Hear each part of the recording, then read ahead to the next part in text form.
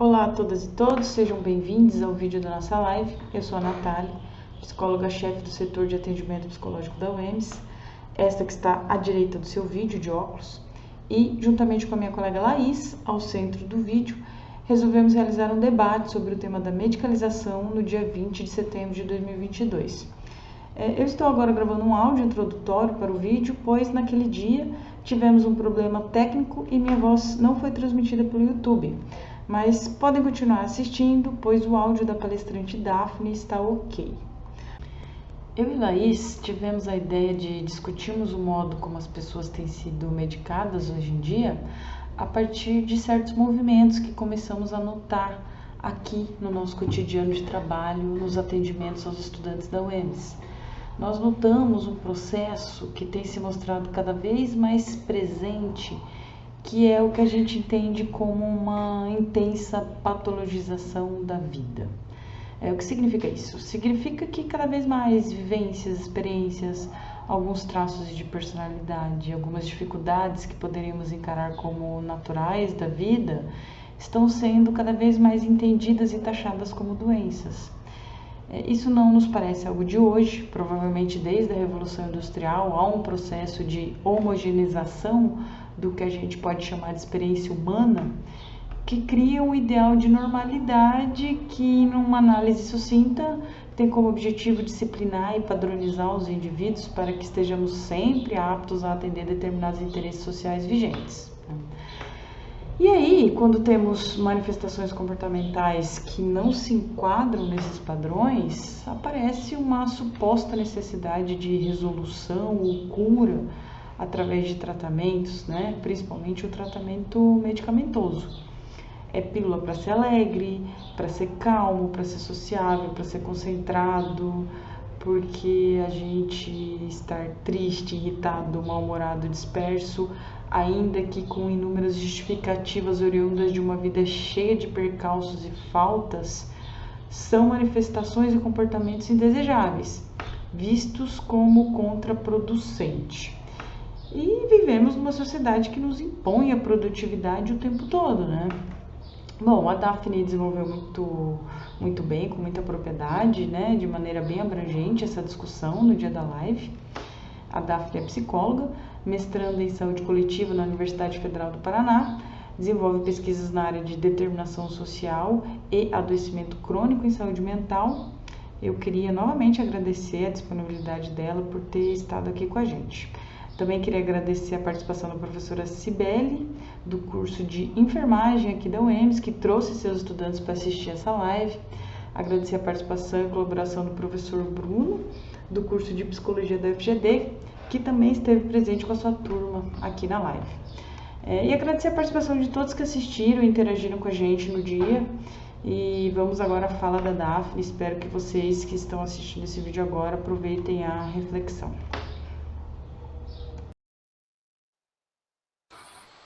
Boa tarde. Então, agradecer o convite, a Laís e a Natália, pelo setor de atendimento, psicologia. Então, hoje, o que a gente conversou foi um tanto da gente aproveitar essa tarde, esse momento aí, que vocês aí, trabalhadoras em informação, então, maioria, se não todas, mulheres, então, trabalhadoras em informação, se não trabalham ainda, estão se qualificando, para trabalhar na enfermagem, na psicologia, que foi falado. Então, nós aí, trabalhadoras da saúde, temos aí muito a contribuir tanto na reflexão sobre a temática, da medicalização, do adoecimento, enfim, da patologização, mas também olhar para o nosso modo de trabalho, um pouco também a pandemia. Então, a minha proposta hoje é trazer um panorama mesmo de vários pontos, assim, de reflexão sobre essa temática. Vou pedir, eu acho que você, não sei como é que tá aí, Laís, para colocar. Se tiver ruim, eu boto aqui. Acho que você está fazendo o trâmite aí, de... Daphne, eu vou pedir para você colocar daí. Eu boto, tá? Tranquilo. Aí eu não vou ver vocês, mas aí você tá no chat, tudo, qualquer coisa, pergunta. Beleza. Deixa eu botar aqui.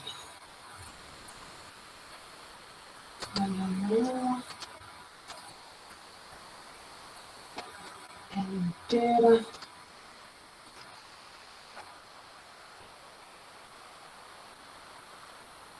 Vocês estão vendo a tela?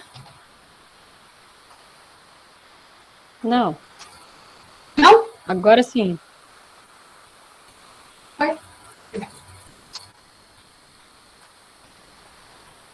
Então, vamos lá. Então, me chamo Daphne, né? Estou estudando aí na saúde coletiva, sou psicóloga. Trabalhei 8 anos no CAPS, né? Centro de Atenção Psicossocial. Passei por CAPS infantil, por CAPS de álcool e outras drogas, né? Por CAPS geral, CAPS 3, enfim, CAPS 2. Então, o meu lugar, né?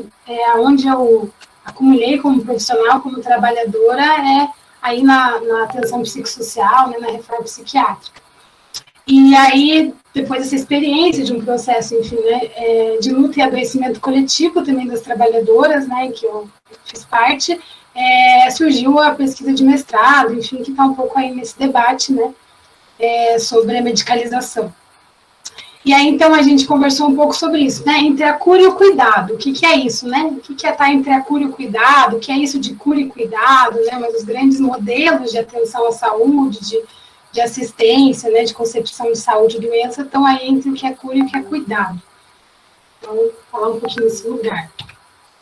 Então, o objetivo dessa fala, dessa conversa, é aprofundar um tanto sobre o sofrimento psíquico e o aumento, né?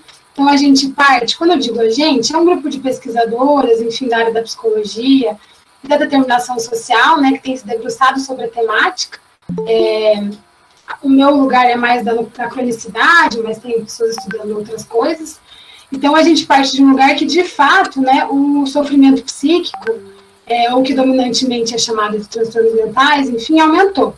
Então, tem um aumento de diagnóstico, mas também tem mas oriundo, enfim, de um aumento, de fato, do sofrimento psíquico, né? Então, que leva a esse aumento do sofrimento psíquico, então, o objetivo dessa fala, né, conversar um pouco sobre isso, e também entender por quê, né, e quais os caminhos do tratamento ser a resposta dominante, né, imediata. Então, imediatamente, aumenta o sofrimento, então isso é doença, logo precisa de um tratamento, né? Nessa teoria, né, da determinação social, a gente entende que para compreender o aumento do sofrimento psíquico, a gente precisa entender as condições de vida. Então, somos seres sociais, né, vivemos em relação, então precisamos uma das outras, um dos outros, para nos cuidar, para nos alimentar, né, para vestir, para morar. Então, as nossas necessidades básicas, elas são atendidas em relação, né, num trabalho coletivo, enfim, uma divisão do trabalho. Aqui eu estou falando com as trabalhadoras da saúde, né, do cuidado, enfim. Então, que reproduzem, né, nossa força de trabalho, enfim, a nossa vida. Então, a gente precisa entender que condições de vida a gente vive, para entender como a gente se desenvolve, como a gente tem acesso, né, às condições básicas de vida. Então, eu vou trazer algumas notícias de quais são as condições de vida no Brasil, né, como base para a gente entender nosso sofrimento. Trouxe aqui, então, os prints.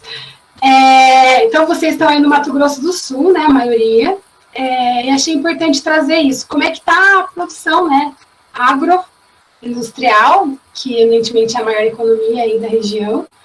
E achei interessante aqui na Forbes, né, várias notícias mostrando que a exportação de milho do Brasil está disparada desde janeiro, isso é desse ano, né? O café fecha em alta, o Brasil teve recorde de exportações de etanol, a safra de cana ainda deve crescer, né, muito em 2023, 2024.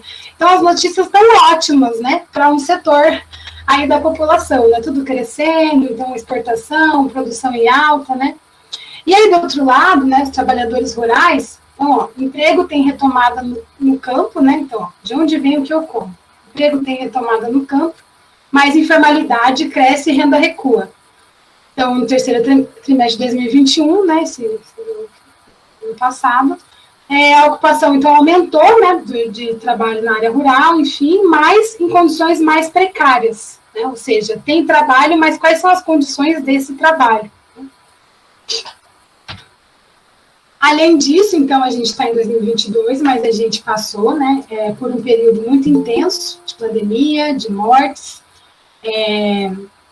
e quis trazer aqui quais foram as consequências, né, para um setor aí também da população, enfim, né, brasileira, e mundial também. Né? Então, a pandemia aumenta a fatia de super ricos, né, que super ricos detêm na riqueza mundial, riqueza global, mostra estudo. Então, esse também é de 2021. Então, os bilionários são donos de... não tem a porcentagem, mas da riqueza de famílias globalmente, uma alta de quase 1,5% desde o início da crise da Covid. Né? Então, a pandemia, sim, foi boa para o setor. E aí, o outro ali, ó, Covid provoca a maior aceleração da riqueza em toda a história da humanidade. Então, enquanto a maioria da população, né, preta, pobre, periférica, né? Periférica tanto nas regiões periféricas como em países periféricos, porque a gente sabe que a pandemia foi muito diferente na Alemanha e no Brasil, né? Na África, né? E na Europa, enfim. Então, enquanto a gente estava vivendo assassinatos, né? Massa, a Covid provoca a maior aceleração da riqueza em toda a história da humanidade. Então, é essa condição de vida, é essa base na qual a gente entende que é importante estudar, né, para entender aonde estamos. E aí peguei ali o setor da saúde, né, o valor médio da fortuna de empresários da saúde saltou, então, 134% em um ano de pandemia. Né? Então, são os 10 brasileiros que mais enriqueceram durante o ano de 2020. E aí, então, trouxe vários flashes, assim, né, de como está a condição de vida no Brasil. E aí, trazendo aqui na esquerda, o estudo aponta, então, uma falta de saneamento que prejudica mais de 130 milhões de brasileiros. Né? A gente mais de 200 milhões, enfim, mais 130 milhões de brasileiros, aí é um pouco mais da metade, né, ou metade, que está com falta de saneamento básico, né? Então, a gente está num alto grau de tecnologia, de avanço, de exportação, de safra, de agro, com a maioria da população aí com saneamento prejudicado, né? Falta de saneamento. Então, 100 milhões de brasileiros não têm coleta de esgoto. Isso é notícia do Senado. Sente. E que isso reverbera na condição de vida, de saúde, de adoecimento, de morte, né? Então, ali em cima também a carteira de trabalho rasgada, porque a gente teve recentemente, né, há uns anos, a aprovação da reforma trabalhista, né, que modifica brutalmente os direitos consolidados da classe trabalhadora no Brasil. Aqui, então, o mapa da violência, né, que é o aumento da desigualdade, da exclusão, corrupção, educação precária, drogas, preconceitos, enfim, nessa pressão, né, com o aumento da violência. Ali em cima, a virtualização, né, então, o aumento da tecnologia virtual, das redes, né, e cada vez a vida mais privatizada, mais isolada. Então, dando uma pincelada em como está a nossa vida, né? Então, quem está trabalhando, quem tem emprego formal, cada vez com mais funções, né? Então, o que antes 3 pessoas faziam, agora uma pessoa está fazendo no lugar de 3.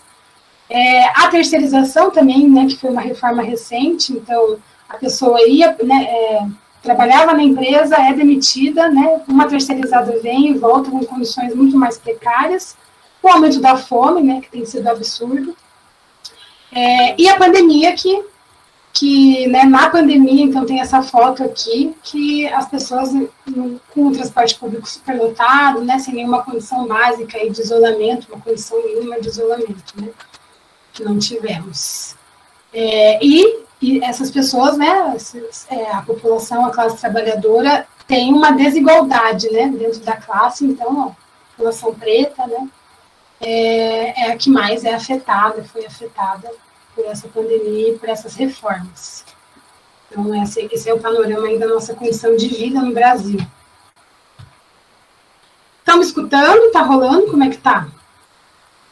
Tudo bem. Sim. Tudo bem? Tá. Está ótimo, só está muito rápido. Está muito rápido, Mariana. Você fala bem rapidinho, mas está jóia. Tá, então eu vou passar um vídeo aqui, vou aproveitar que eu estou no Meet, vou passar um vídeo que ilustra um pouco isso que eu falei aqui, para dar também uma pausa da minha fala acelerada. Vocês estão vendo aqui o vídeo? Sim. Ótimo.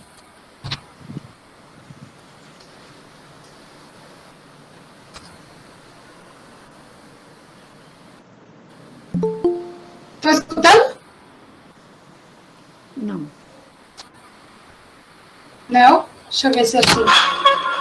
E assim, foi? Agora tem racismo, sim. Eu já sofro muito. Se você é branco, você tem uma oportunidade melhor no mercado de trabalho. Se você mora em comunidade, você é totalmente excluído em vários setores. Preta é a população pobre no Brasil, a população que tem os meios de produção e de fato acaba gerindo o nosso país, não só na política, mas na economia. É uma população branca, então eu acho que no final das contas o racismo ele acaba meio que se materializando nessas questões.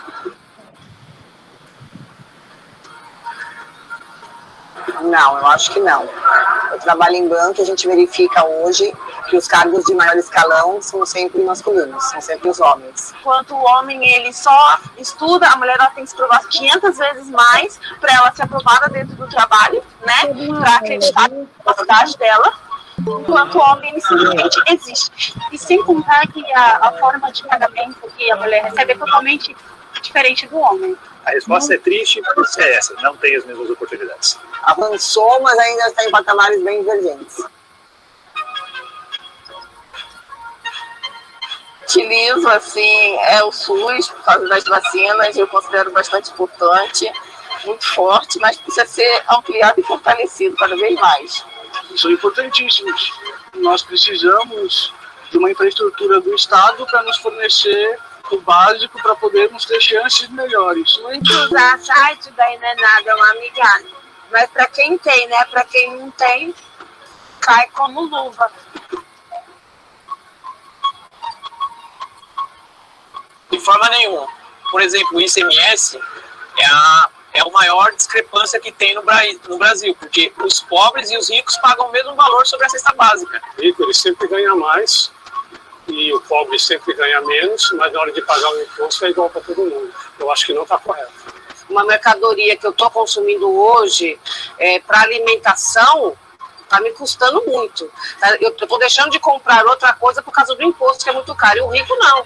Para ele tanto fez como tanto faz.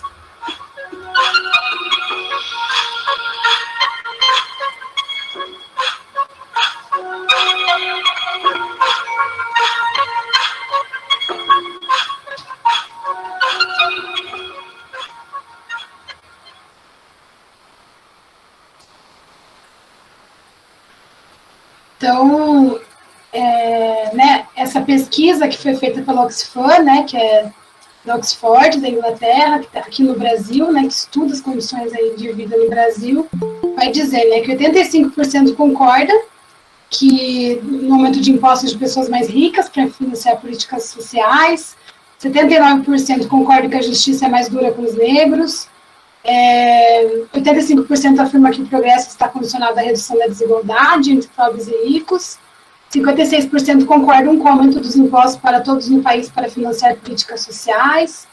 A maioria acredita que a cor da pele influencia na contratação por empresas, né? E 69% concordam que o fato de ser mulher impacta negativamente na renda obtida. Então, assim, não somos só nós, né, da determinação... Opa, cadê vocês? Deixa eu achar. Aqui. Vou só parar um pouquinho a apresentação para... Estão me vendo aqui?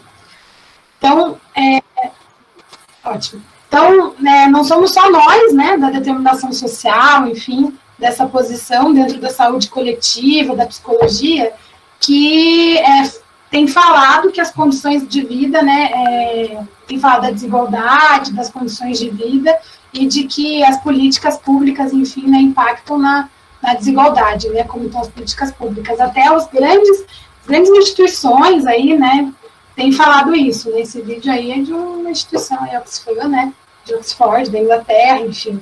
Então, estou trazendo dados aí que a gente vê nas notícias, né, então isso está na boca do povo, está na boca aí inclusive dos empresários, né, então, de fato, a pandemia foi ótima para a minoria da população, né, que concentrou aí cada vez mais a riqueza que todo mundo produz, né? Que todo mundo produz. Então, esse é o ponto de partida, né? Para a gente falar de sofrimento, para a gente falar de humanidade, de saúde, a gente precisa saber que lugar essa humanidade tem vivido, né? E como tem vivido. Então, a gente vive num país em que muitos têm pouco, né? E poucos têm muito, né? E esse muito é produzido aí por nós, né? Se vocês ainda não estão trabalhando, né? Pela família, né? Com certeza aqui estou falando com a maioria de trabalhadoras ou filha de trabalhadores, né? Então, a maioria da população. Então, esse é o nosso ponto de partida. Vou voltar aqui na apresentação.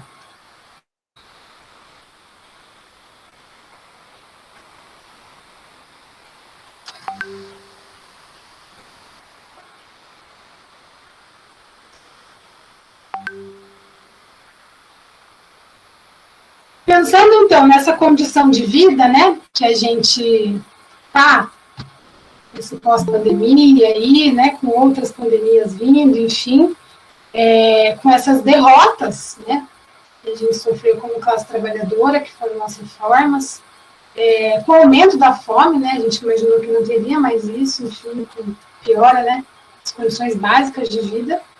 A gente tenta entender, então, o que é o sofrimento psíquico, né? Então, por que a gente fala sofrimento psíquico e não transtorno mental, né? Transtorno mental é um termo que é usado, né, nas leis, enfim, mas, assim, como foi falado aí no início, né, ele está associado a um transtorno, né, como se fosse algo isso, né, algo que não é normativo, normalizado, né? E a gente entende que o sofrimento psíquico ele é uma consequência, né? Ele é produto de um processo, ele é produto de um modo de vida. Então, é isso, a imagem aqui na pandemia, né, de duas trabalhadoras, uma acolhendo a outra, né? Uma imagem clássica aqui do hospital de Barbacena, né, que é um hospital psiquiátrico, manicômio aí de referência de Minas Gerais aí de muitos anos, que era referência de tratamento, né, para ditos transtornos mentais, né, que já vários estudos, várias denúncias mostram que, a depender dos tratamentos, pioram, né, mais do que auxiliam, prejudicam mais, né, o sofrimento. E aqui uma notícia, né, de que 8 em cada 10 profissionais de saúde relatam exaustão emocional após um ano de pandemia, né, dado, então, no grupo de estudos. Além de mostrar que 80% dos trabalhadores entrevistados sentem impactos negativos na saúde mental causados pela pandemia.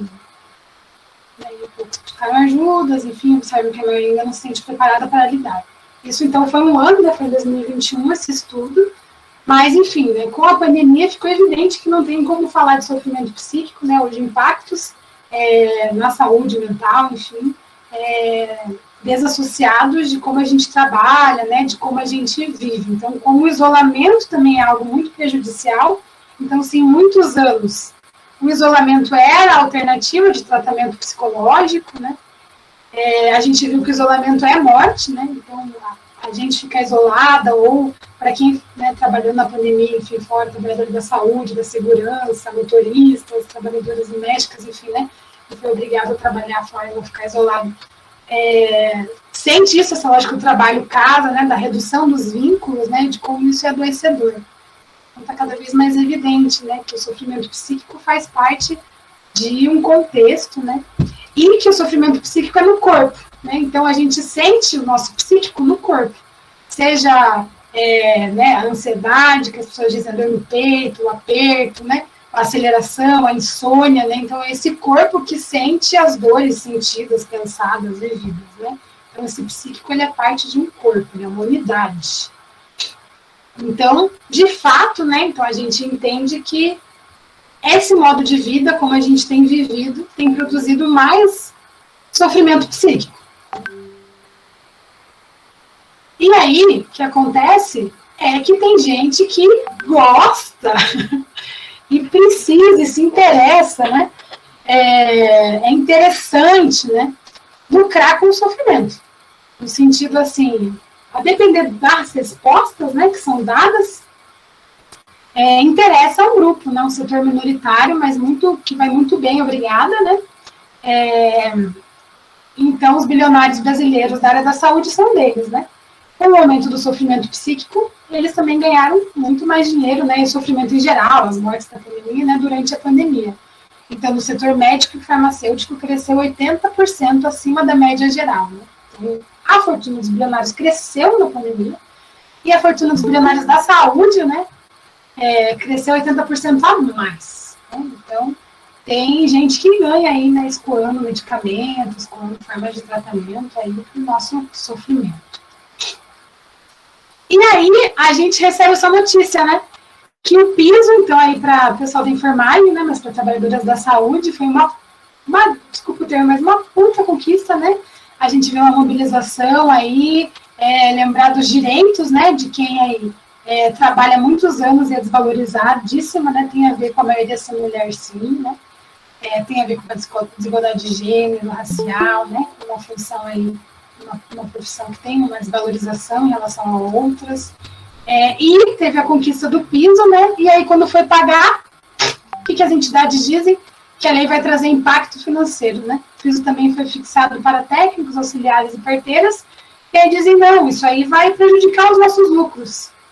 Então, assim, quando é para as trabalhadoras, não tem dinheiro, né, barra aí, para tudo, Estado resolva porque a indústria não tem, né, os empresários não têm. Né? Mas as trabalhadoras, os trabalhadores não pararam de trabalhar na pandemia, né, e não pararam de vender sua força de trabalho e de e as pessoas, os empresários lucrarem em cima, né, das trabalhadoras. Então, quando é para nós, né, reforma, né, redução de gastos, intensificação do trabalho e nem o piso, né. Então, dia 21 aí tem o ato nacional da enfermagem, né? Importante essa luta que se mantenha. Então, essa é a situação que estamos, né? Aumento do sofrimento psíquico, uma desigualdade brutal, como nunca antes vista, né? E as condições de vida que tinham melhorado um tanto, né? Com alguns direitos, algumas conquistas importantes para a classe trabalhadora, reduzindo, né? A gente num momento de derrota, momento de descenso. Então, essa é a situação a qual nos encontramos.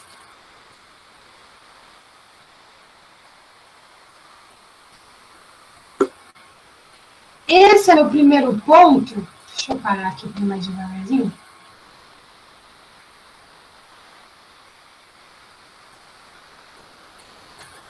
Esse é o primeiro ponto da minha fala, né? Então, a minha fala está dividida em dois momentos. O primeiro ponto é isso. O sofrimento psíquico, de fato, aumentou.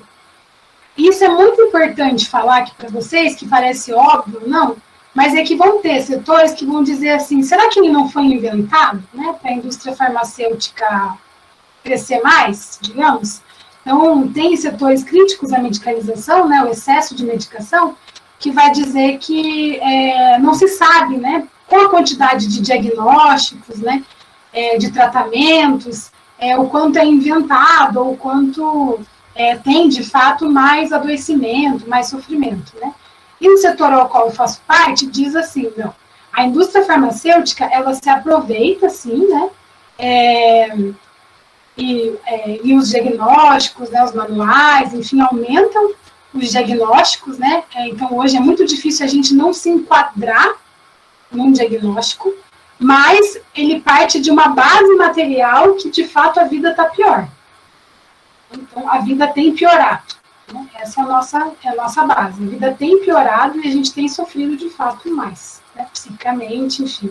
As pessoas estão mais adoecidas em relação a outros momentos da história da humanidade.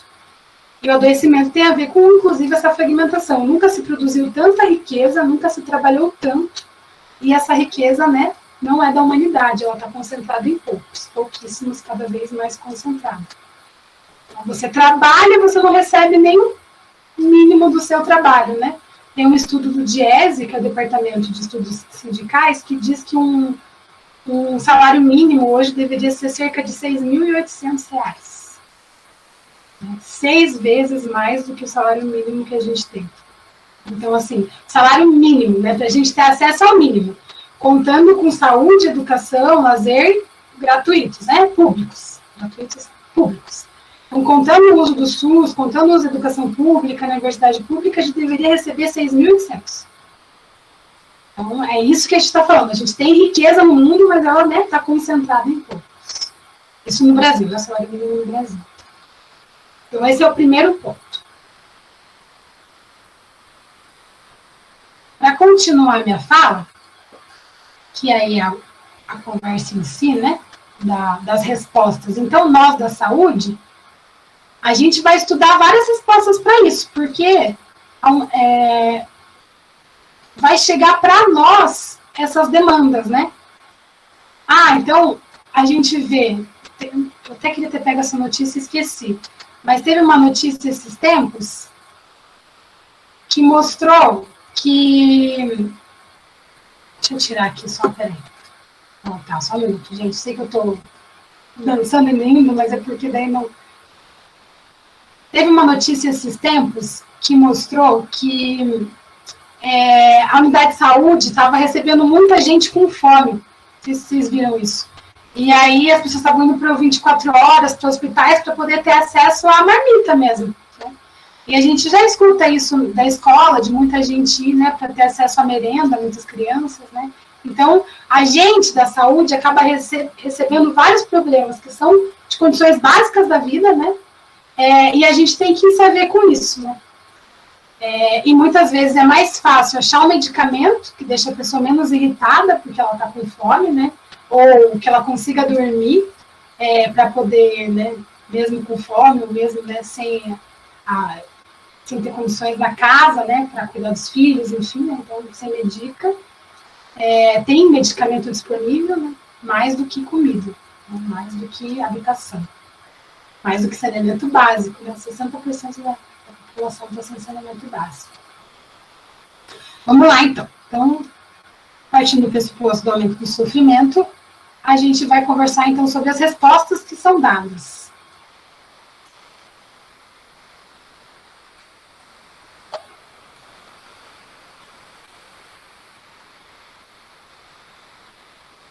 Eu peguei também na Forbes, né? Esse site da Forbes é bom porque é um site dos Estados Unidos, enfim, que fala dos milionários, fala da riqueza, fala, assim, do sucesso do capitalismo. E aí, olha, quando eu coloquei Forbes Saúde, né, que é dividido por setores, olha o que apareceu. Você aguenta ser feliz? O cuidado e a atenção com as nossas vidas não são encontrados a partir de fora, mas nascem e devem ser cultivados, aqui, ó, cultivados dentro de nós. Olha a concepção de saúde por trás, né?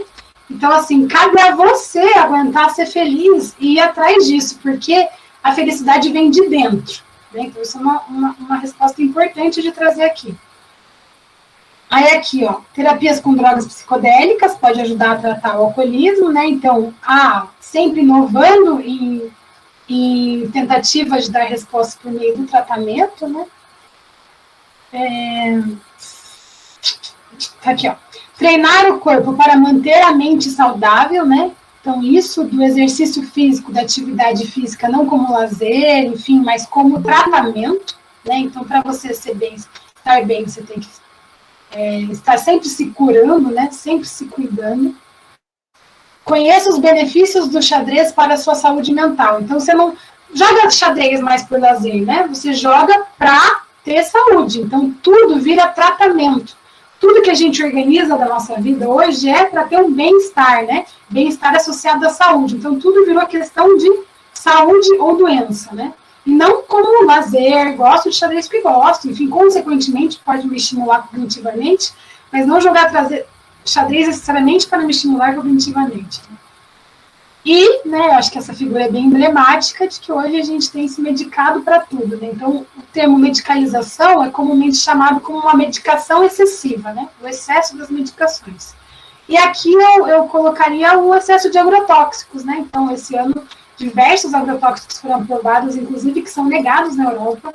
Então, o que é exportado na Europa não pode ter alguns agrotóxicos que são, né, vendidos internamente no Brasil. Produtos, né? Então aqui as drogas, tanto as listas como agrotóxico, né? Como alguns tipos de alimentação industrializada que a gente tem, a maioria, né? Que também é um tipo de alteração. Então essa é a resposta dominante, né?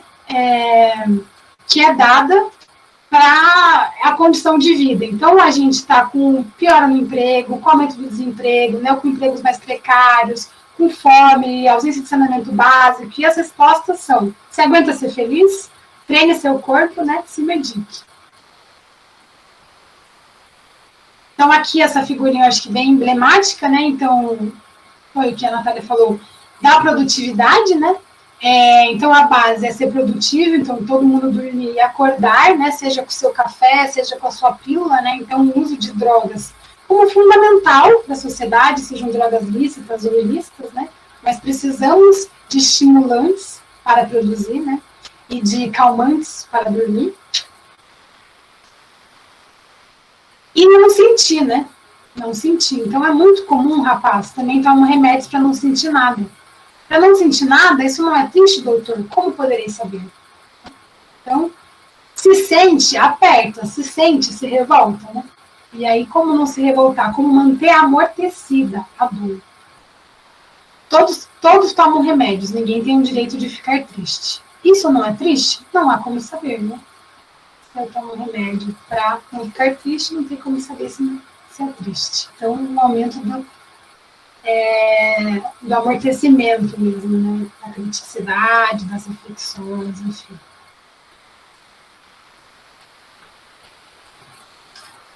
Aqui, então, com licença para parar. Eu quero ver vocês juntos.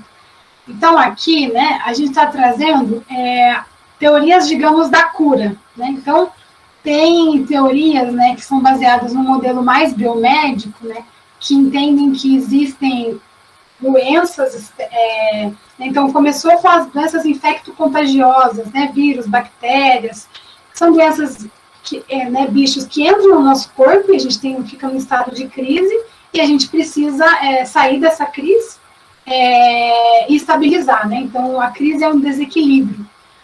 E na saúde mental, essa lógica também tem com a tese do desequilíbrio químico, né?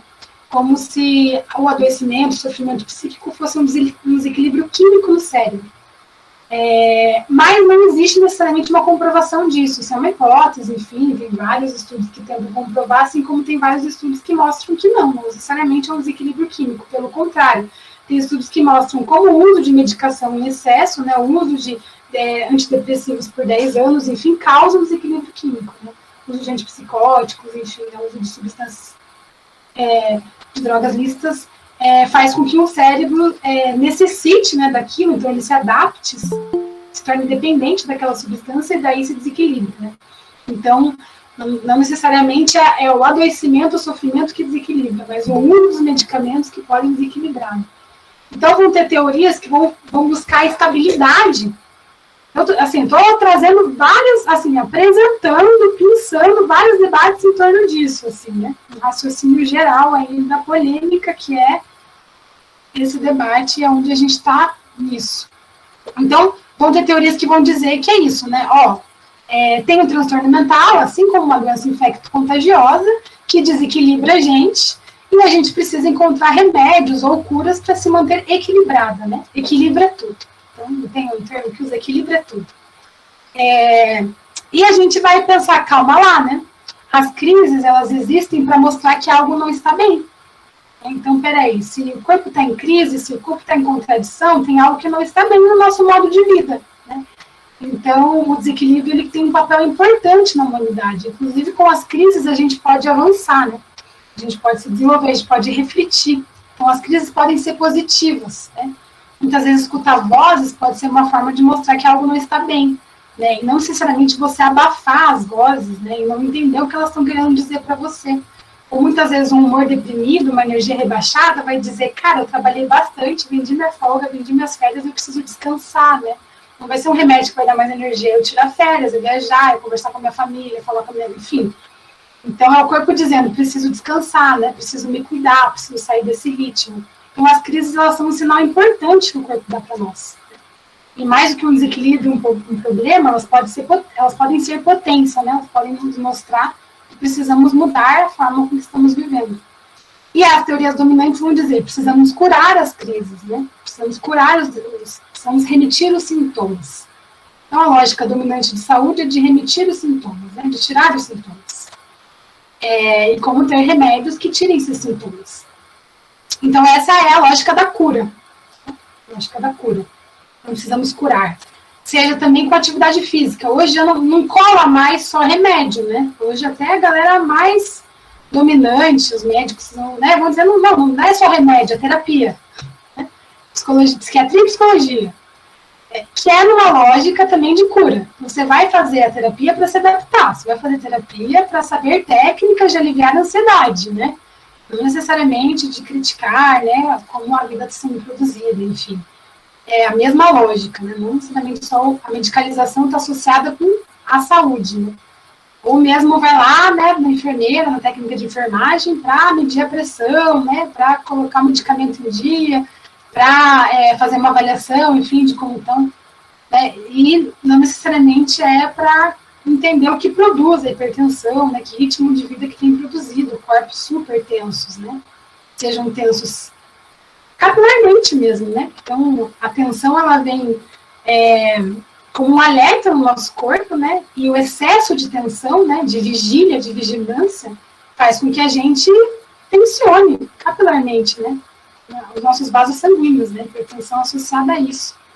E a ansiedade, um estado de alerta constante, né, a insônia, né, não sair da lógica hipervigil, mas sempre não conseguir relaxar, sempre muito tenso. Porque a sociedade é essa que produz a hipervigilância, né, o estímulo concreto. Então, a gente está falando dessa lógica que pretende curar isso, remitir, diminuir, mas não entender que tem uma condição de vida que produz a gente estar em alerta a todo momento. Diante disso, né, tem alternativas. Então, já foi 40 minutos aí, né? Eu acho que mais 10 eu fecho. Como é que tá aí, gente? Estão me acompanhando?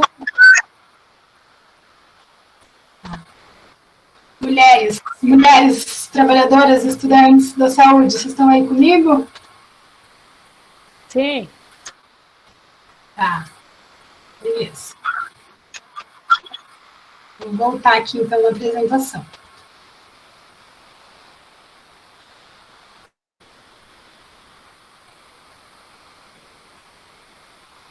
Então, além da cura, a gente tem, na luta de classes, né, na luta das trabalhadoras no Brasil e no mundo, a gente foi encontrando alternativas. Na saúde mental, a gente tem um movimento importante mundial, pós-Segunda Guerra, principalmente, mundial, de críticas mesmo ao modelo que só é baseado em medicamento, em isolamento, né? E aí tem muita luta, enfim, muitas experiências de reforma na psiquiatria, né, com o foco de que a liberdade é o melhor cuidado, né? De que é uma rede de atenção psicossocial, né, que envolve CAPS, unidade de saúde, que seja tratamento de pessoas, né, apoio, comunidade, enfim. Então, saúde não se vende, loucura não se prende, políticas públicas. Né? Então, teve um movimento muito grande, muito forte aí mundialmente no Brasil, para entender que o isolamento não cura, que não existe cura, inclusive questionando essa lógica de cura em relação ao quê, né? A busca de uma normalidade, de uma forma de pensar, né? Que não necessariamente é a que a humanidade pensa, existem várias formas de viver, de sentir, enfim. E cada vez mais é exigida uma forma, né, uma forma de adaptação mesmo da nossa força de trabalho para um tipo de trabalho, né, e não necessariamente isso o se humanizar, né, viver, enfim. E o SUS também, né, então teve um movimento importante da reforma sanitária, né, que construiu o SUS como direito universal, né, então hoje é o maior sistema de saúde do mundo, que é universal, né, então qualquer pessoa pode ter acesso. E é isso, né? A moça do vídeo falou, eu uso o SUS, eu tomei vacina, né? Tem uma conhecida que ela, não uso o SUS, né? Uso o plano de saúde. Aí o esposo dela foi, um morcego entrou na casa deles, aí ele, o morcego atacou ele, e aí o SUS foi lá todo mês, né, o centro de zoonoses também para cuidar dos gatos por 6 meses, aí ela ficou impressionada, meu Deus, o SUS existe, né, eu uso o SUS, então assim, o SUS está em todos os lugares, isso é uma conquista muito importante dos trabalhadores e que vem, inclusive, da União Soviética, né, que é algo que não aparece. Então foi lá, uma experiência socialista, enfim, dos trabalhadores, que foram desenvolvidos determinadas políticas públicas, e a luta dos trabalhadores no Brasil se baseou muito nisso, né, para construir o SUS como direito universal. Então, essas são alternativas, e aí que eu estou colocando ali o de cuidado, né? Então, mais do que buscar a cura, buscar o cuidado, né? Como a gente ter um cuidado, uma rede, né? Um grau de solidariedade, de união, que nos fortaleçam como sujeito na singularidade. Então, isso a gente tem experiências importantes na história da classe trabalhadora no mundo e no Brasil, né? Mas, o que acontece? Porém, contudo, sobretudo, olha como estamos, né? Então, acho que é importante, teve essa questão aqui que foi bem chocante, acho que foi em junho do ano passado, né, de 3 estudantes nos últimos 2 meses na USP. Teve recentemente um suicídio de um estudante que estava se apresentando, né, no mestrado, se eu não me engano, na pós-graduação, e se suicidou, né, era remoto. Então, a universidade tem mostrado uma piora significativa, né, na universidade, pressão, meta, porque a universidade é uma preparação mesmo, né, para o trabalho. Então, por isso que eu digo que são trabalhadoras em formação. Se já não são trabalhadoras, estão em formação, né?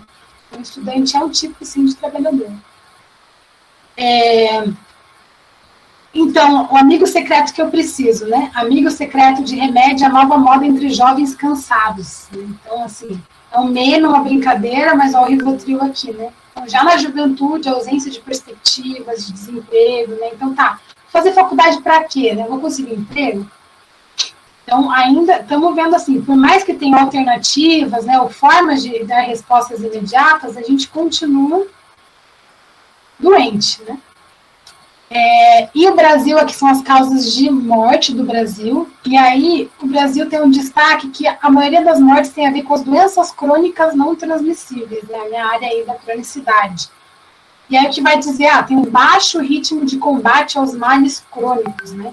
Então, doença arterial, derrame cerebral, AVC, né, doença pulmonar, câncer de traqueia, o pessoal vai dizer, é porque tem muito alcoolista e muito fumante, né? O problema são as drogas.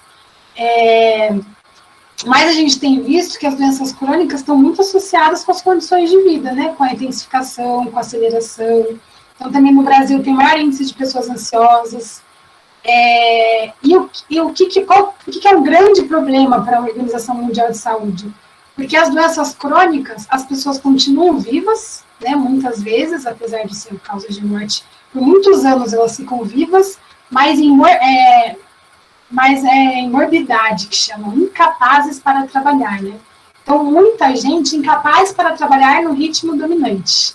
Então, tem vários movimentos, né, de pessoas mesmo se demitindo, não conseguindo, né, se empregar na condição que estão. Aqui, então, aos 7 anos fui diagnosticada como antipática, né, acho que é isso como a gente vai colocando as nossas condições de vida como diagnóstico, como medicalização, né.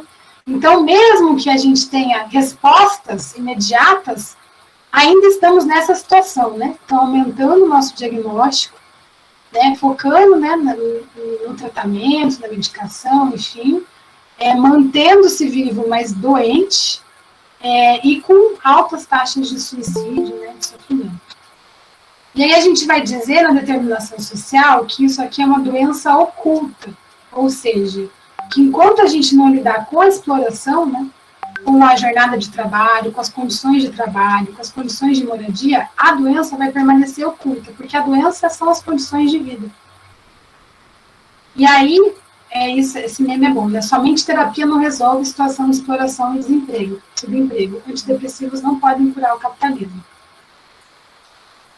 E aí, quais são os caminhos que a gente diz? Então tem uma doença oculta, né? E quais são os caminhos? E aí as trabalhadoras da enfermagem estão dando um show, né? Porque ou aumenta o salário ou não tem mais como, né? Ou diminui a jornada para 30 horas, que como assim ainda não, né? Ou não tem mais como, né? Como assim é naturalizado que as trabalhadoras da enfermagem trabalhem 2 empregos 60 horas por semana? Isso é naturalizado, como se fosse ok. Porque como é tão baixo o salário, né? 60 horas você recebe um salário mínimo que deveria ser, que é os R$6.000, é naturalizado trabalhar 60 horas, né? Então, as trabalhadoras da saúde estão mostrando. Não dá, né? Ou a gente aumenta o nosso salário, diminui essa jornada, ou não tem mais como viver. Né? Então, isso é um exemplo, né? Aqui, ó, trabalhadoras da enfermagem, né? Isso é um exemplo do que a gente acha que é saúde. Isso aqui é produção de saúde, né? A gente lutar por melhores condições de vida. Né? Aqui também, ó, por uma sociedade sem manicômios, né? Então, a gente pensar que é uma lógica da sociedade, ter um cuidado coletivo, né? Um cuidado integral, que não seja a responsabilidade da saúde, os problemas sociais, mas da humanidade, né? Então, a habitação, a moradia, a alimentação, né? Eu sou porque somos nós, então, união, solidariedade como um caminho.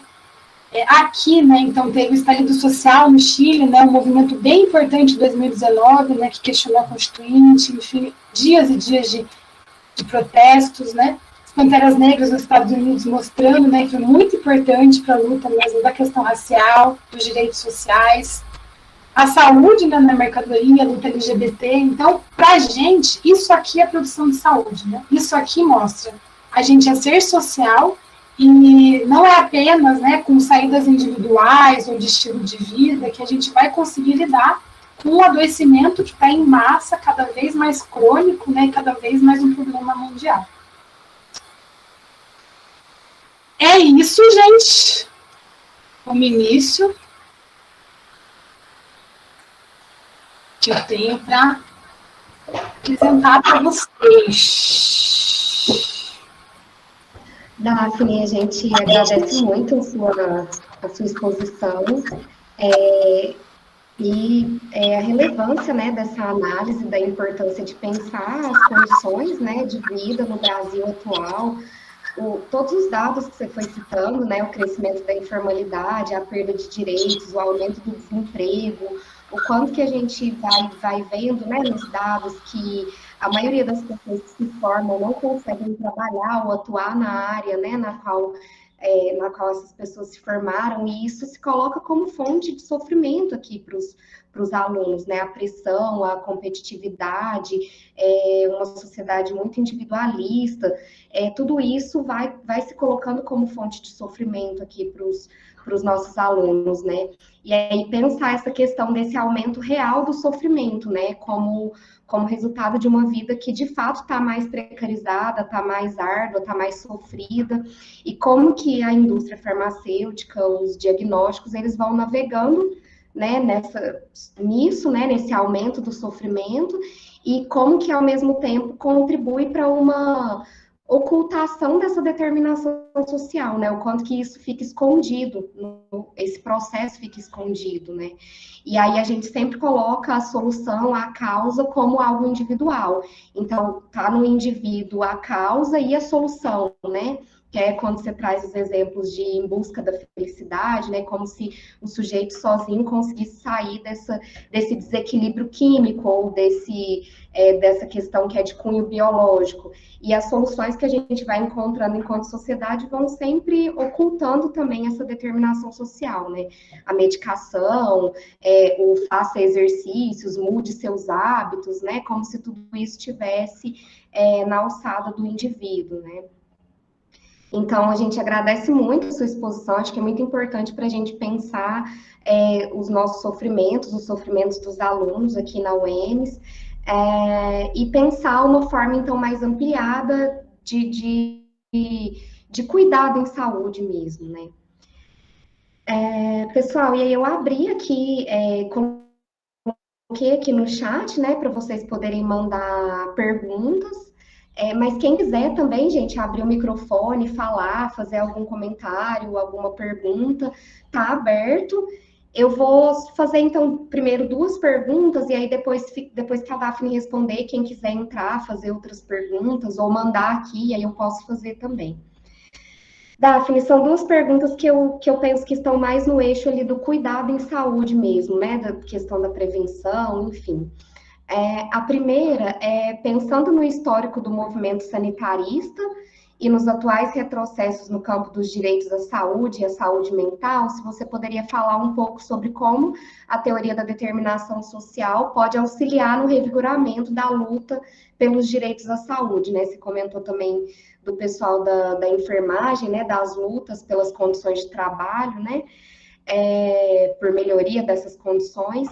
E a outra pergunta é, pensando também na determinação social do processo de saúde e doença, e aí pensando o suicídio como a expressão máxima do sofrimento, né, que tem a sua raiz nessa forma de organização da vida, se você poderia comentar um pouco sobre uma das propostas de prevenção, que é o Setembro Amarelo.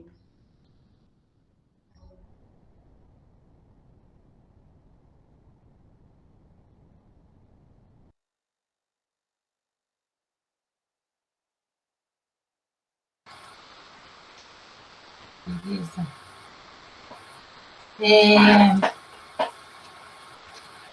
Então, acho que é um ponto bem importante que a Laís coloca, né, com relação aos retrocessos na política de saúde mental, né. Então, a gente teve recentemente, 2017, um aumento do financiamento, né, para lógicas de isolamento mesmo, com comunidades terapêuticas, hospitais psiquiátricos, né. Então, a gente perdeu uma verba significativa para a unidade de saúde da família, né. Então, a gente teve aí uma perda dos NASFs, né, que é uma equipe especializada de apoio às unidades de saúde.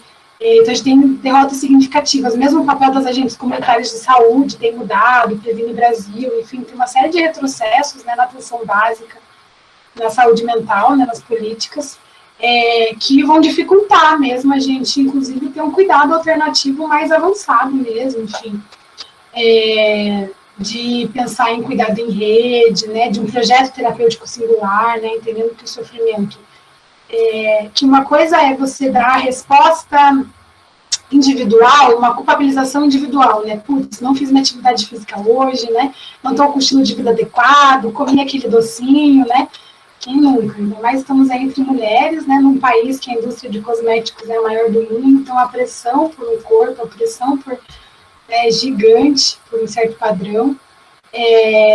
Então, aquela pressão, aquela culpa, né, como uma forma de saúde, numa lógica punitiva, numa lógica moral, é diferente de singular, né? Então, a gente entende na reforma psiquiátrica, na luta antimanicomial, que é importante ter projetos terapêuticos singulares. Então, quando a gente está em crise, tem uma forma de cuidado que é singular mesmo, né? Então, uma pessoa de contato de referência, um lugar, né? Um acompanhamento, vínculos comunitários, espaços de fortalecimento. Então, o cuidado ele é singular, né? E não necessariamente que a culpa ou a responsabilidade é individual, né? Então, acho que isso é importante diferenciar. A responsabilidade por uma saúde é coletiva, né? A luta coletiva necessária, mas quando a pessoa está em crise ou no momento agudo ali, é muito importante que seja singularizado, né? Que o acompanhamento seja singularizado. E a gente vê um grande retrocesso mesmo nas políticas. Né, na lógica da determinação social, inclusive, ela foi uma produção científica muito de referência nos anos 60, 70, né, baseada na medicina social latino-americana, a Laurel, México, Brasil, Equador, enfim, que vão questionar as condições de vida, as desigualdades sociais, né, na América Latina, num momento de ebulição social. Então, a gente, inclusive, produz ciência crítica, né, ciência contestatória, no momento que a humanidade está mais crítica e tal. Então, a gente entende que a base, né, que o que vai aparecer, as formas de mudar a situação, é, de fato, a gente conseguir canalizar as nossas angústias individuais para projetos mais coletivos, né, de denúncia, de resistência, né. Então, hoje eu vejo que essa referência da enfermagem, para mim, tem sido fundamental, né, e mesmo de projetos mais críticos, né, projetos que questionem a naturalização da medicação, né, que deixem de culpabilizar as pessoas. Então, a gente vê muitos profissionais de saúde reproduzindo essa lógica punitiva, né? Ah, mas você come sal, você come açúcar, né? Claro, também pode ser isso, não negando que tem esses impactos, mas um peso, né, nisso, como se a pessoa conseguisse ali a vida toda comendo coxinha, né? A vida toda não tendo acesso a outros tipos de alimentação, e ali tendo que se responsabilizar com 60 anos, com 7 netos, enfim, né, por uma alimentação que é irreal. Então, como a gente, como profissional de saúde, conseguir auxiliar para superar mesmo a culpabilização e entender que tem formas mais coletivas, mesmo na unidade de saúde, né, grupos que a gente consiga fazer de apoio, né? Na universidade também, né? Então, a gente tem experiências interessantes aqui na Federal do Paraná de grupos de apoio, né, à saúde mental para universitários. A questão do assédio sexual também, umas experiências bem importantes de grupos de apoio, né, contra a violência às mulheres, né, que também, com a piora das condições de vida, aumenta, assim, o feminicídio, né, aumenta, assim, o grau de assédio, de violência, né, da gente ser tratada mais como objeto mesmo, né. Enfim, então são caminhos aí, né, de grupalização, de críticas, de lembrar os direitos já conquistados, né, então mesmo que tenha o desmonte do NASF, o desmonte da reforma psiquiátrica, resgatar, né, as experiências exitosas, enfim, então a gente tem pensado que esses são os caminhos possíveis.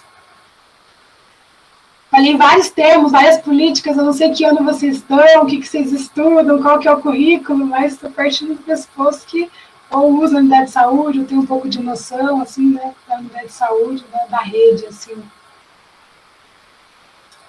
E aí, o suicídio, né, acho que é um tema bem emblemático, assim, acho que é difícil a gente não conhecer alguém, né, que já tentou, ou que já efetivou, né, acho que, e que mundo é esse, né, que tem produzido a morte como alternativa, né. A morte como uma necessidade, muitas vezes, diante da angústia, né?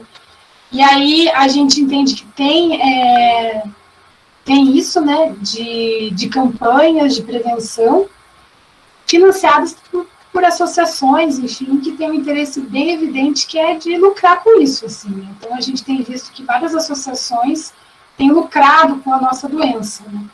Felizmente, então essas campanhas de prevenção, elas acabam aumentando mais, assim, o olhar vigilante e punitivo da sociedade, né, olhe para os lados, veja os sintomas, né, então a gente se olhar cada vez mais como doença, e não necessariamente com caminhos de acolhimento, né, ou caminhos de sair dessa lógica, né, de estar tão agoniante que a morte é uma tentativa muitas vezes corajosa, né, de sair daquela situação que está impossível, enfim.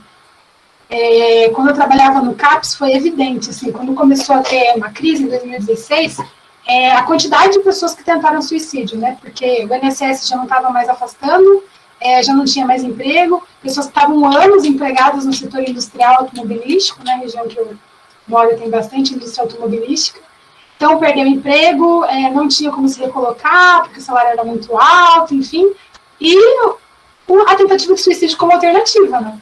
Não conseguia encontrar outros caminhos, assim. Então, como foi um enxame, assim, o serviço de saúde mental, como algo que acontece objetivo, né, reverbera, assim, como a gente tem que pensar formas de acolhimento, né, em solidariedade que saiam dessa lógica de medicar ou de isolar, né, ou vista como doença, né, mas entender que é produto de um processo coletivo mesmo.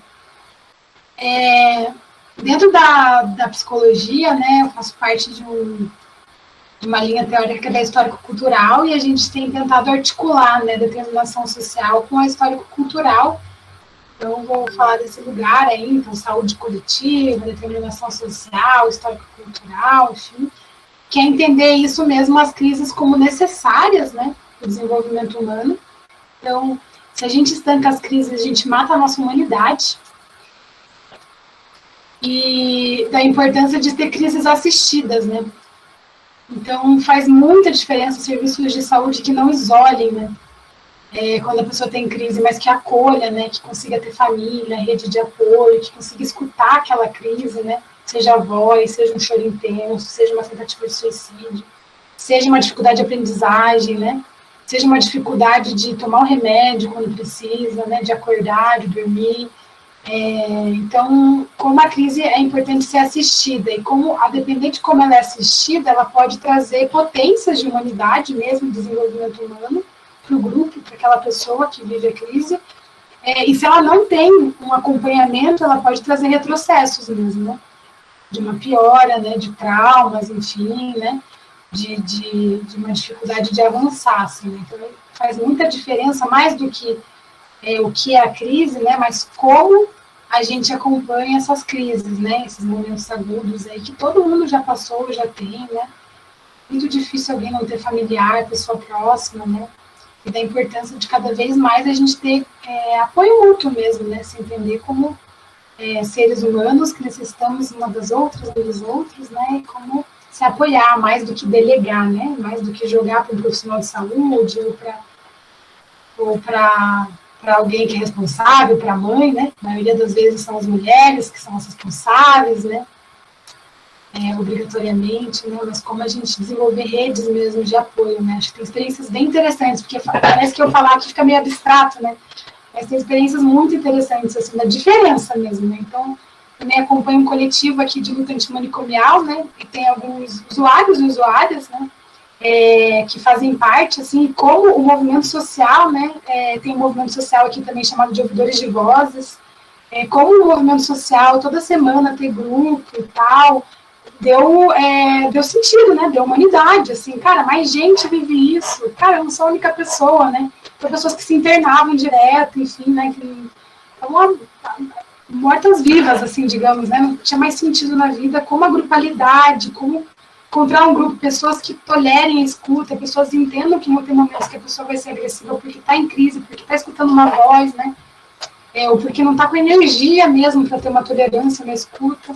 E como a importância de ter um grupo, né? E muitas vezes a gente também a divisão, né? Porque fica muito cansativo, porque às vezes a gente também romantizar, eu apoio e tal, às vezes cansa pra caramba, né? Porque é o nosso corpo ali escutando, a gente, né, dá fome, dá cansaço, né? Aquela pessoa ali em crise em vários sentidos, e como a gente também se dividir, né? Tipo, putz, tá foda, né? Desculpa usar esse termo, mas como, putz, você pedir ajuda para outra pessoa, né? Putz, aquela pessoa está sobrecarregada. Então, de fato, são pontos da rede, né? Cuidado em rede, seja o grupo, seja a família, seja as amizades, né? Seja quem mora junto, enfim, seja quem estuda junto. Então, a gente é muito interligado, temos os nossos papéis sociais aí muito junto, né? Isso.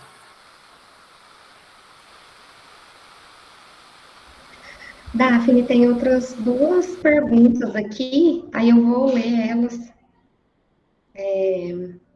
Perguntas do Bruno Pizzi. Você poderia desenvolver um pouco mais sobre a crítica da determinação social, a noção de que o indivíduo por si só consegue lidar com os próprios sofrimentos? Mudanças de hábito, fazer atividade física, que só depende de si, da sua força de vontade? E a outra pergunta é se você poderia aprofundar sobre como a precarização do trabalho, a falta de emprego, o crescimento da informalidade, os altos índices de pessoas que se formam e não conseguem emprego na área, se coloca como uma fonte de sofrimento para os alunos, para alunos de graduação, enfim. Tem uma coisa que, enfim, compartilhando com vocês, que me incomoda muito, né? Quando algumas pessoas mais velhas vão dizer assim, os jovens, nossa, são... Na minha época, o bullying era a sociabilidade, agora todo mundo já quer tentar se matar, já fica com raiva, já fica não sei o quê, né? Como se tivesse uma intolerância maior dos jovens, uma imaturidade dos jovens, né? Eu fico pensando, cara, eu sou uma geração que, assim, uma geração anterior a mim na psicologia teve acesso a um monte de concurso público.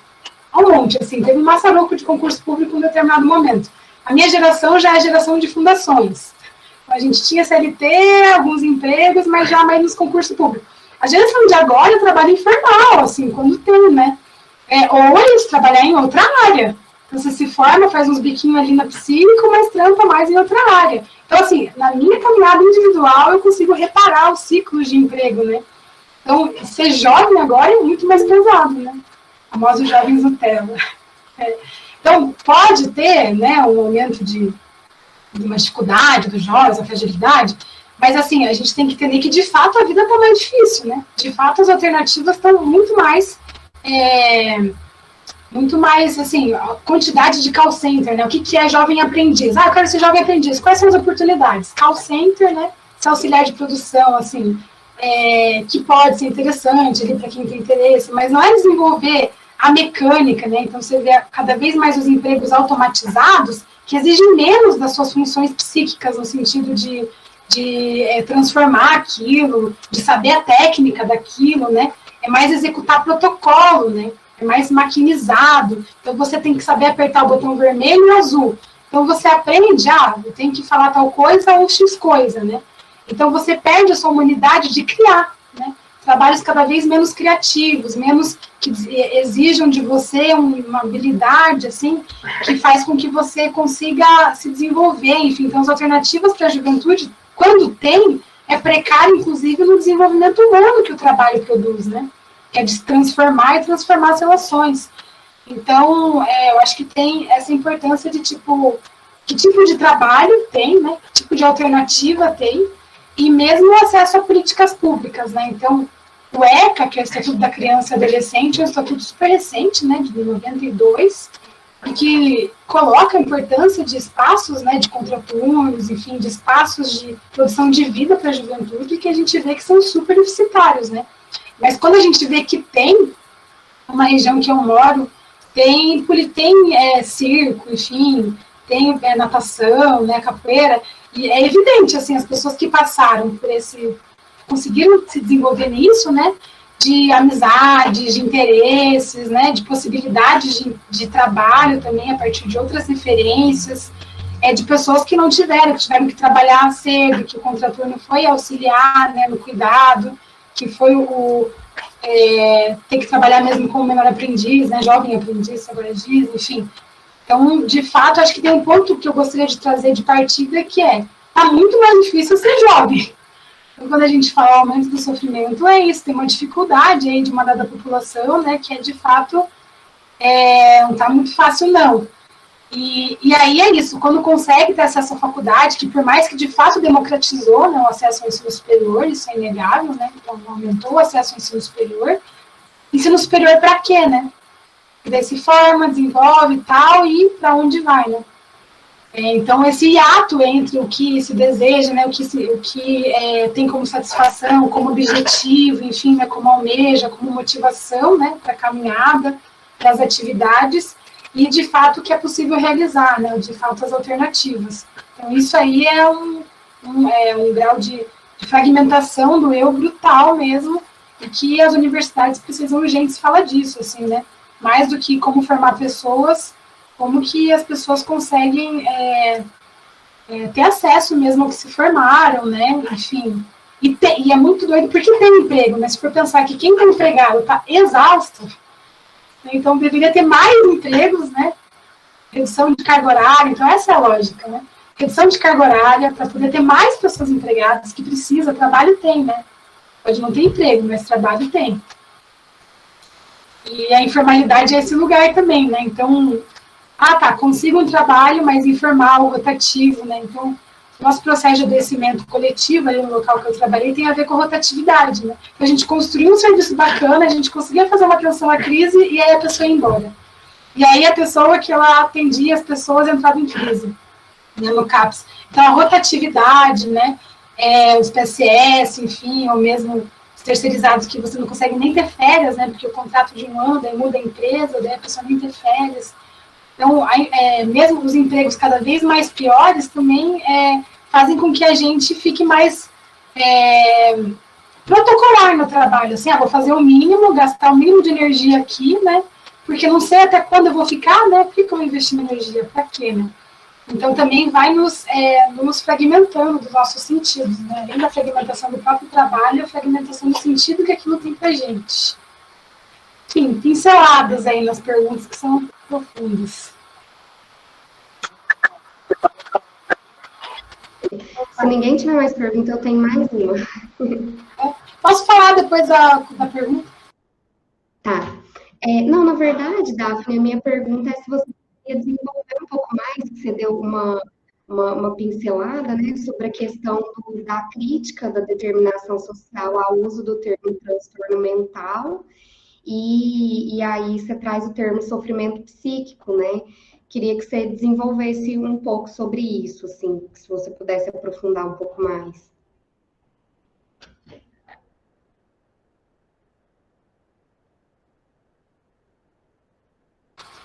Vou entrar na polêmica raiz e Nutella aí, que rolou no chat, rolou a provocação antes.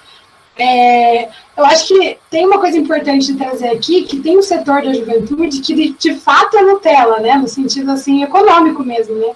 Porque os bilionários têm filhos, né? Então tem o setor da juventude que de fato tem acesso a uma gama de mercadorias, né? Seja carro, moradia, né? Brutal, assim. Então você vê o que antes eram camadas médias, né? Hoje você vê uma juventude, assim, que já vai para, sei lá, não consigo nem saber os lugares, né? Na minha época era Disney, que era pessoas que tinham dinheiro para Disney. Hoje já é, tipo, vários lugares as pessoas viajam, né? Enfim, as pessoas têm várias viagens, vários brinquedos, a tecnologia, né? Todo mundo com celular high-tech, com vários termos, isso aqui, enfim. Então, de fato, tem os Nutella associada a acesso a mercadorias e a filhos de um dado setor, né? Que são empresários, né? Ou setores da classe trabalhadora com granas altíssimas, né? Enfim. Mas, de fato, tem esse setor, mas ele é minoritário, né? A gente tem que tomar muito cuidado de generalizar, né? Porque daí a maioria da juventude é isso, né? Preta periférica que morre. Inclusive, se a gente for ver os dados no Brasil, né? Os homens negros, enfim, a idade que morre, né? Até 24 anos, ali 30, a expectativa de vida, né? De homens pretos periféricos é baixíssima, né? A população trans, né? Que é a que mais é morta no Brasil, também é baixíssima, né? Então, muitas vezes, essa juventude que é assassinada antes mesmo de virar adulta, né? Antes mesmo de ter outras fases da vida, né? Então, a gente está falando de uma juventude que tem suas desigualdades também, né? Mas a nós interessa a maioria da juventude, que é a juventude que trabalha, a juventude trabalhadora, né? Então, se nos cabe ser trabalhadora, né? O que tem de trabalho, de condições de vida para nós, né? E aí, com relação ao sofrimento psíquico e transtorno mental, um pouco esse debate mesmo que a Natália pegou no começo ali, que é da desordem, né, do transtorno. Então, teve vários avanços, digamos, né, nos debates de humanização do hospital, do cuidado em saúde mental, que foi mudando os termos, né. Então, antes era doente mental, né, tem setores que usam, né, outros lugares de desordem mental, e o transtorno mental foi que ficou na lei, né, portadores de transtorno mental, entendendo que não é uma doença, né, mas que é um momento, enfim, que é diferente de tratar como doença, até por uma forma de incorporar uma lógica mais multifatorial, né, de que são vários fatores que interferem na saúde mental. Então, hoje é consenso, né, que não é só, não é biológico, né, mesmo quem defende que é biológico vai dizer que também né, estilo de vida, enfim, né, outras coisas interferem na saúde mental. Então, o transtorno mental, ele vem como uma crítica à doença mental, mas ele se mantém nessa lógica do que não é normativo, né, do que não é normal, né, então você está desviante, né, fora do que é normal.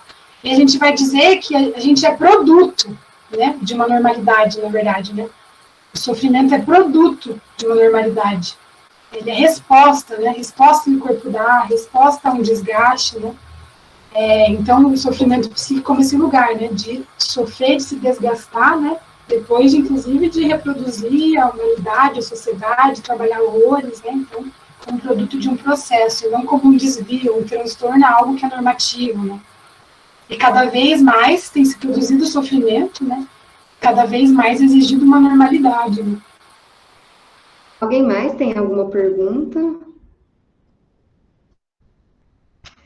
Gente, então é isso. A gente vai encerrar. Agradecemos muito a participação da Daphne e todas as contribuições que você trouxe para a gente poder pensar essa temática que é muito complexa, né? E que tem afetado não só o cotidiano da sociedade de um modo geral, dos trabalhadores de saúde, mas aqui na universidade, né? Também tem sido uma demanda.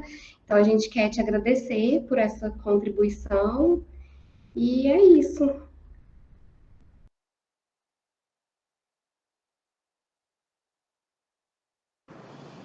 Tchau, obrigada também a vocês.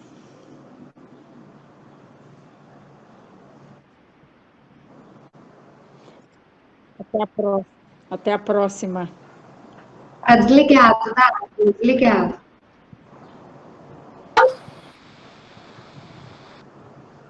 Me escutam agora? Escutam?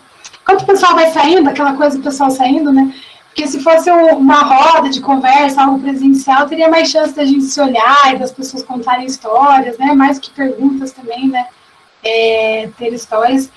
Mas na lógica remota, enfim, é mais difícil. Mas espero, né, que de alguma forma as reflexões que a gente tem feito aqui reverberem aí, né? Estejam por aí. Me coloco à disposição também, né? Vou deixar aqui por mensagem meu e-mail. E entender que é isso, eu sou uma pesquisadora de uma universidade pública, né? Então esse meu conhecimento ele é coletivo, né? Ele precisa ser produzido e compartilhado, né? Então estou aí, coloco à disposição. Vou deixar meu e-mail.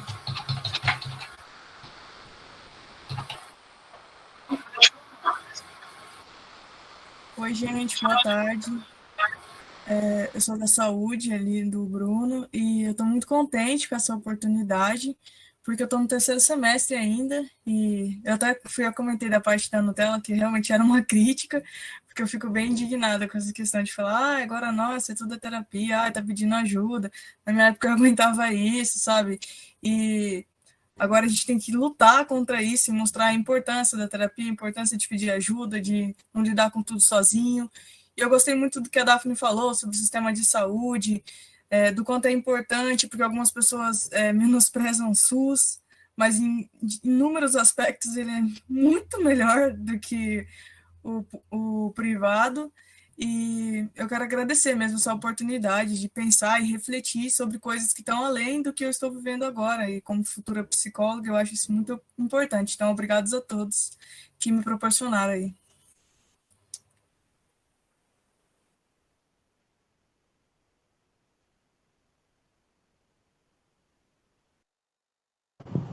Tchau, gente.